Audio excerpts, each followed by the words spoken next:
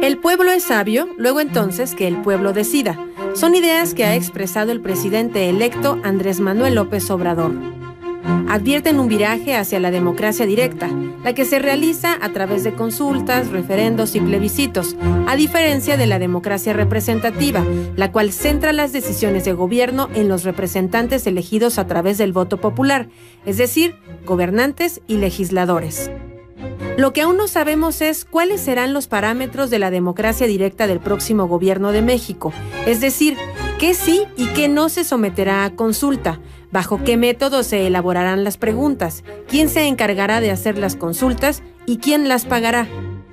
La Ley Federal de Consulta Popular establece las reglas y bajo estas el presidente electo Andrés Manuel López Obrador no podría hacer la primera consulta que anunció para finales de octubre de este año, la de la construcción del nuevo aeropuerto de la Ciudad de México, un proyecto impulsado por el actual gobierno aún en desarrollo. En el libro Consulta Popular y Democracia Directa, publicado por el entonces Instituto Federal Electoral, Jean-François Prudhomme refiere que la democracia directa implica el riesgo de una posible manipulación y de que la ciudadanía se manifieste impulsada por pasiones y espontaneísmo. Para López Obrador, las consultas populares son una vía para ejercer la democracia participativa y para no equivocarse, serán los ciudadanos los que decidan. Consultar a la ciudadanía puede ser muy positivo, solo que el pueblo también se equivoca y hay determinaciones que requieren la visión de especialistas y no solo de la voluntad o percepción popular expresada en un sí o un no. Ya no queremos imposiciones. El cambio es democracia participativa, no solo democracia representativa. No es que ya elegimos a nuestros gobernantes y que ellos decidan. No. Ya se eligieron a los gobernantes y los gobernantes van a mandar obedeciendo.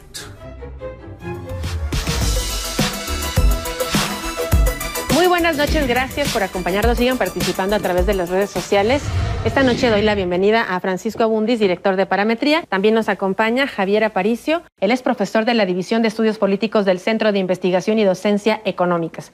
Bienvenidos. Gracias. ¿Cómo ven este mecanismo de la consulta popular que existe en la ley mexicana, en la Constitución? Es un derecho constitucional, pero que se advierten también algunos cambios retomados por el próximo gobierno. Francisco Abundis. Yo creo que ahí pues nos podemos remitir a teorías que la opinión pública las ha revisado desde hace muchos años. Básicamente hay tres posiciones respecto a esto. Tienes una opinión pública, que esta es una posición, digamos, básicamente que ha dominado en la historia hasta el siglo XVIII.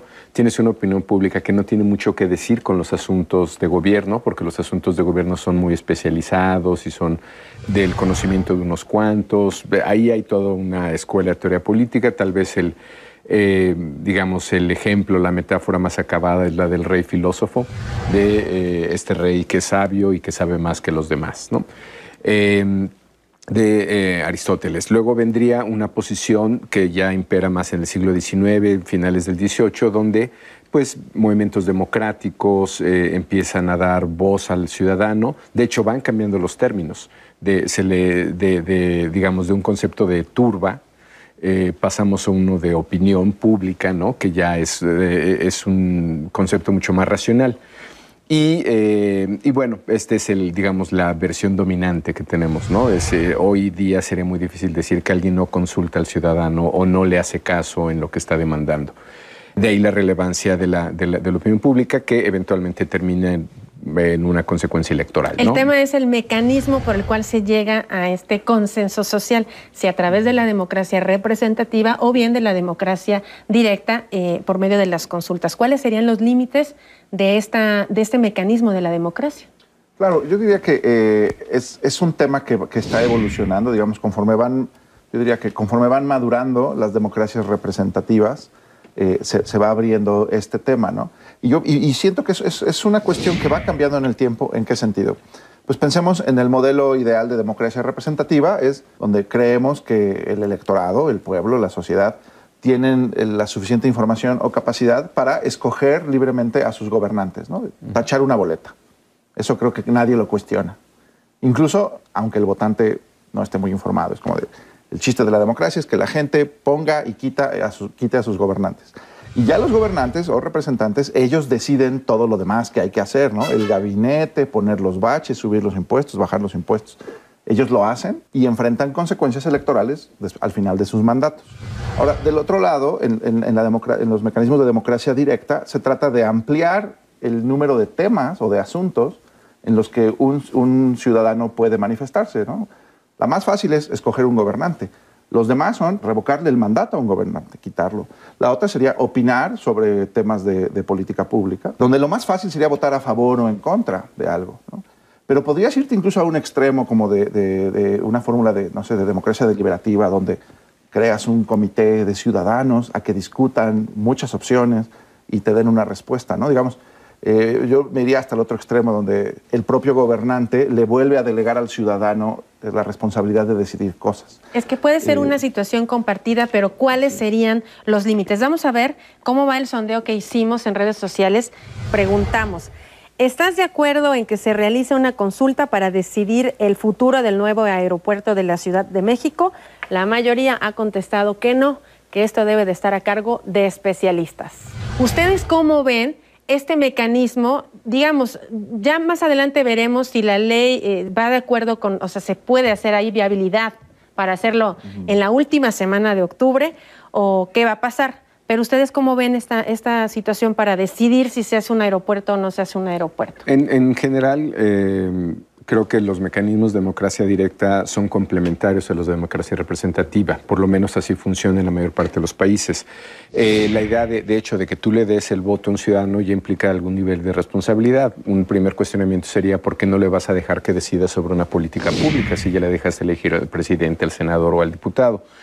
Yo creo que aquí más bien el problema con este tipo de ejercicios siempre es desde temas tan fundamentales como quién convoca, quién participa, y podemos tener ejemplos muy recientes que son muy cuestionables las decisiones que se tomaron con estos mecanismos, no solamente en México, sino el caso de Colombia, por ejemplo, con su plebiscito sobre negociar o no con la guerrilla. O quisiera, en el caso de la Ciudad de México, abordar el ejemplo, poner el ejemplo del corredor Chapultepec, donde votó menos del 5% de los convocados, que eso te lleva también a otra pregunta de quién tiene derecho a votar y quién decide eso. Si se va a someter este proyecto a consulta, ¿por qué no sometemos también el proyecto de la refinería? ¿O por qué no sometemos, por qué este? ¿No? Entonces nos lleva o el Tren Maya nos lleva a preguntas previas de quién convoca, qué se somete y quién participa. Caso extremo del corredor Chapultepec, donde no solamente fue menos de 5% de la participación, ¿por qué votaron los de la Cuauhtémoc y no los de la Miguel Hidalgo, por ejemplo? ¿No? ¿Quién decidió que votaran? ¿Por qué razón alguien que vive en Tlatelolco o en la colonia Guerrero le va a afectar más un corredor que va a estar digamos, más pegado a la delegación de Miguel Hidalgo? Bueno, y centrándonos en justamente el tema del aeropuerto, el presidente electo dijo, porque la ley de consulta popular, la ley federal, dice que tienen que ser temas de trascendencia nacional. Y él lo justifica diciendo, bueno, efectivamente no todo el pueblo viaja en avión, no lo hace en todo caso desde este aeropuerto, no lo hará desde el aeropuerto que dará servicio principalmente a la capital del país y a la zona conurbada, pero sí es importante porque es con recursos públicos del pueblo. Pero vamos a ver comentarios en redes sociales y te doy el uso de la palabra, Javier. Este que dice, excelente que se consulte a la ciudadanía. Esta propuesta de López Obrador ayudará a recuperar la confianza de la gente. Y este otro que nos comenta, consulta popular sí, pero que no se excedan en preguntar todo al pueblo, sino para qué están los funcionarios. Y uno más que nos comenta, esa idea de que el pueblo es sabio y el pueblo no se equivoca, es falsa, me parece muy populista. ¿Qué opinas de estos comentarios, Javier Aparicio? Lo primero, sí, sobre el asunto de que el pueblo es sabio, pues a veces es más sabio, a veces es menos sabio. Yo creo que el énfasis en una democracia constitucional es el pueblo es soberano. Entonces, sí te ponen y sí te quitan del poder, ¿no? Incluso en un caso límite, frente, no sé, a una rebelión popular, pues yo creo que podrían deponer a cualquier gobierno, ¿no? Y poner otro. Está en la Constitución.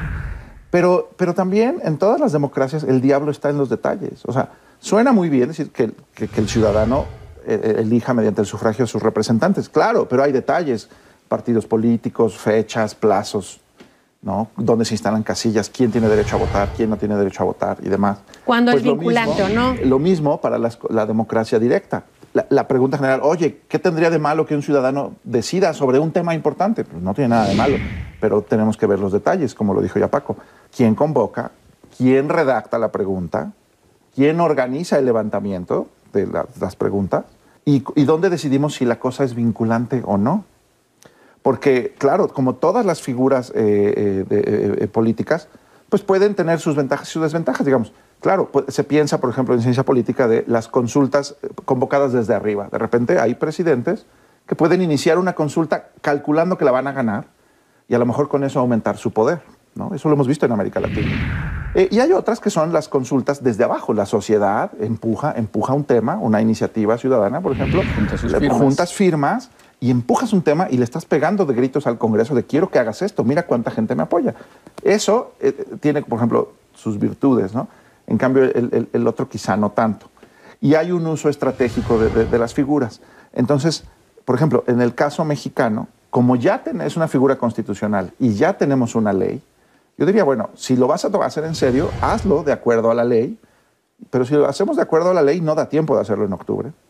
Tendría que ser hasta 2021. Exactamente. ¿No? Y interviene la Suprema Corte y el INE y demás. Y hay un umbral de opiniones para que sea vinculante la decisión. Ahora, el asunto no es trivial. Pensemos Brexit, Reino Unido. Que quieren hacer otra. La consulta de Brexit no era vinculante. Se le ocurrió al primer ministro convocarla, ¿no? Como pensando que la ganaba.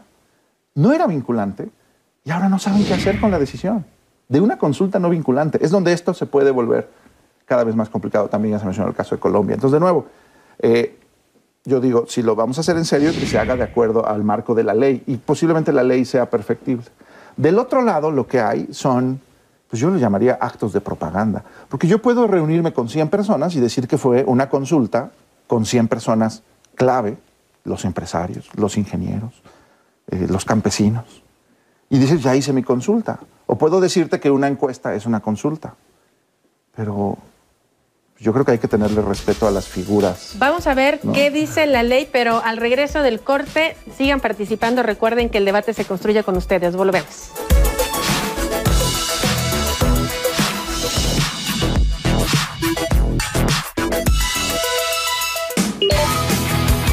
Hola, mi nombre es Alicia Rodríguez y te invito a que no te pierdas los Juegos Olímpicos de la Juventud en el Canal 11 y en Facebook Live. Susana, ¿por qué no contestas mis mensajes? Sus papás vieron las fotos, ¿no? Se ofrecía. Ella quiso. Todas andan de ofrecidas y luego uno es el culpable. Yo solo digo que Elisa no es tan inocente. Te quieren ver, te quieren tocar, te convencen, les dices que sí y luego te dejan sola. ¿Y si tu madre no sabe qué hacer contigo? ¡Yo sí! Basada en hechos reales. Niñas Promedio. Sábado, 21 a 30 horas. Te invitamos a que vivas las historias de tus ídolos del deporte en el Deporte de Noche. Todos los deportistas nos preparamos, ¿no? De una manera impresionante. El Deporte de Noche. Viernes, 23 horas.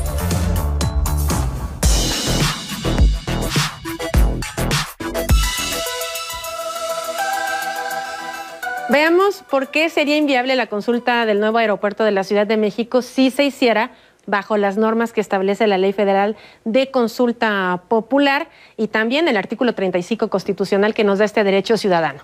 Vamos a ver primero, ¿quién puede solicitar la realización de una consulta?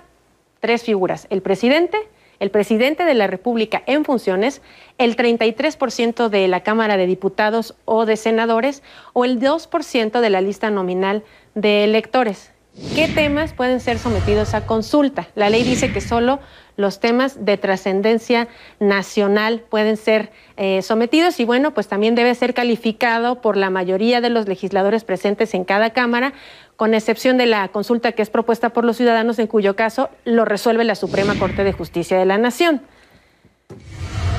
¿Cuándo se realizarán las consultas? el día de la elección federal. Si se hiciera una consulta por el aeropuerto bajo esta ley, sería en el 2021, que es la próxima elección federal, y tiene que estar a cargo la organización por el Instituto Nacional Electoral.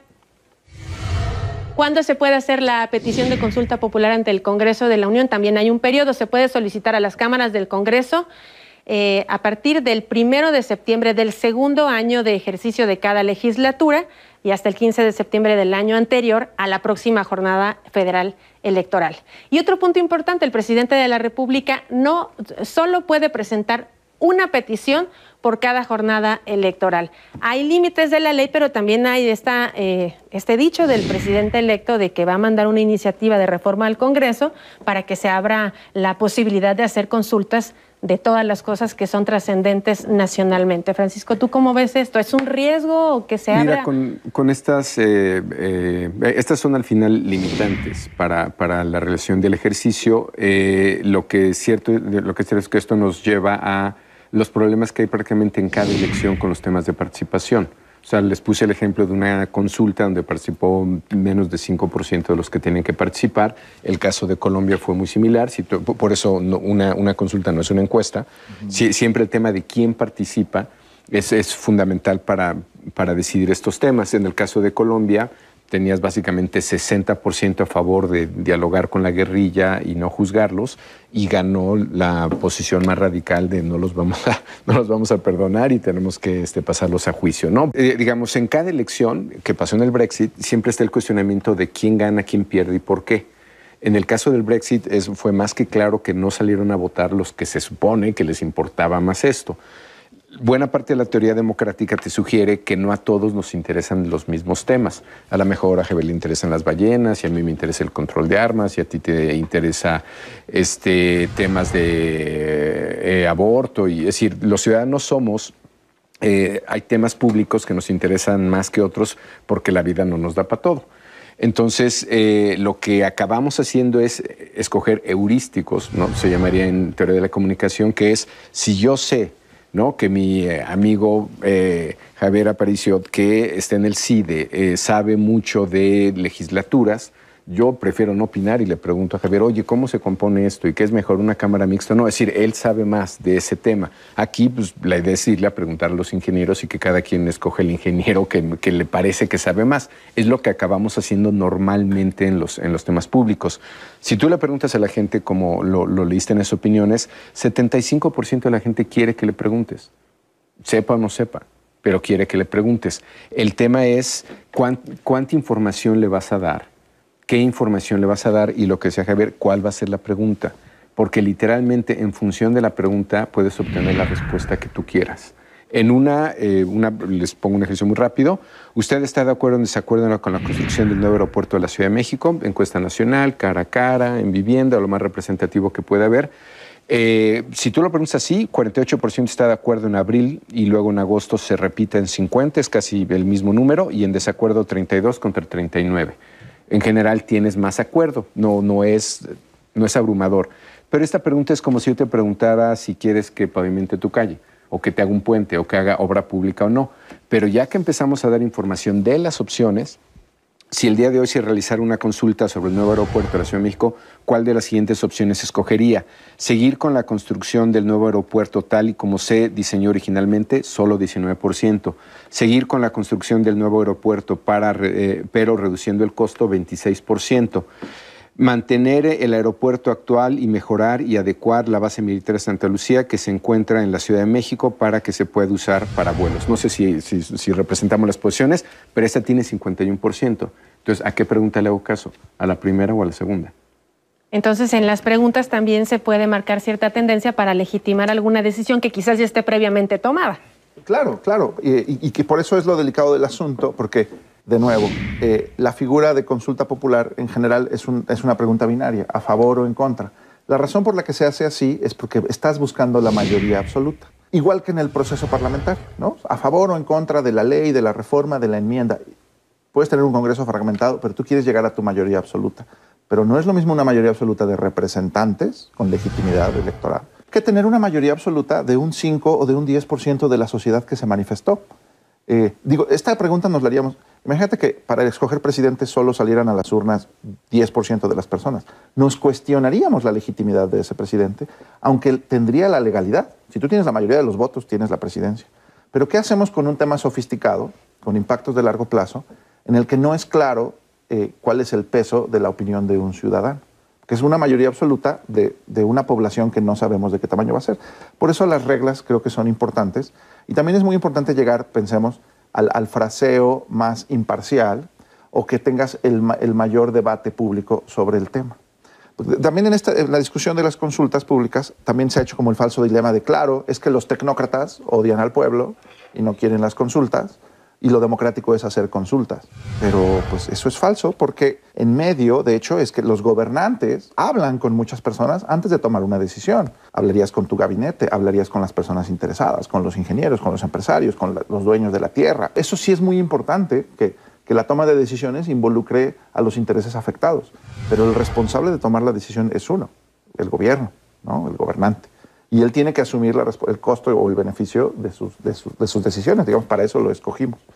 Entonces, en este continuo, decir que lo democrático es preguntarle a la gente sin reglas claras, yo digo, no. Una consulta sin reglas claras, sin el marco de la ley, es un acto de propaganda, que te puede salir bien o te puede salir mal. Ahora, ¿cuánto tiempo, tú que sabes de encuestas, algo, Francisco? ¿Cuánto tiempo llevaría para el INE? Porque si lo organizara el INE, si se hiciera como dice la ley en la próxima elección federal, pero digamos que hicieran un ejercicio así rápido, ¿cuánto tiempo llevaría organizar una consulta que de verdad fuera representativa? Es que depende de dónde pongas el rasero, ¿no? O sea, ¿cuánto es suficiente participación? De hecho, estabas hablando de casos que para este país ya no son tan hipotéticos. Hay elecciones de baja participación donde hoy tenemos un gobernador que ganó con 30%. Ese gobernador está gobernando con 15%.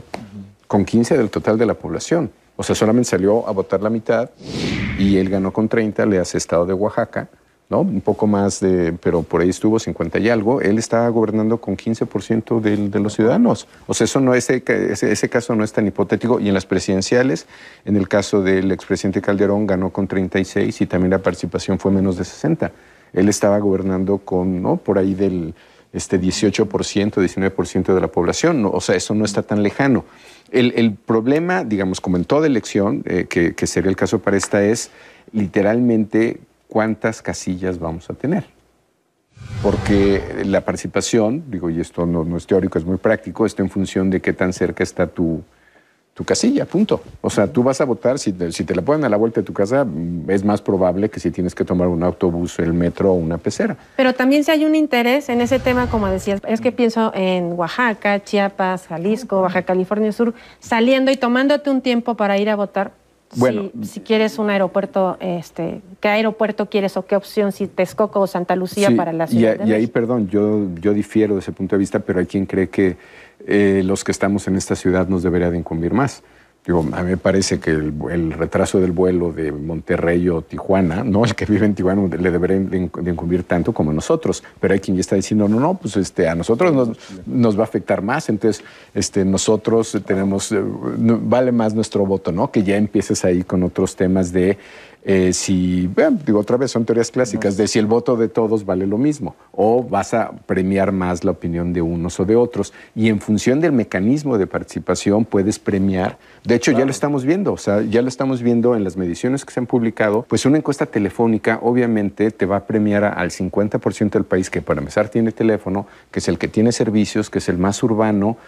Y esa opinión no es necesariamente la misma de la población en general, de la otra mitad que no tiene teléfono, que no es urbano. En fin, digo, ahí empezamos con estos detalles del diablo. Vamos a ver comentarios en redes sociales, se nos está terminando el tiempo del programa.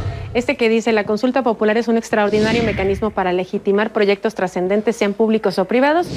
Otro que nos comenta, más que la consulta popular, me preocupa que López Obrador, en su afán de cumplir con sus promesas de campaña, haga hasta modificaciones constitucionales para hacer lograr consensos del pueblo a modo. Y otro más que pregunta, ¿quién nos garantiza que las preguntas de las consultas no serán manipuladas?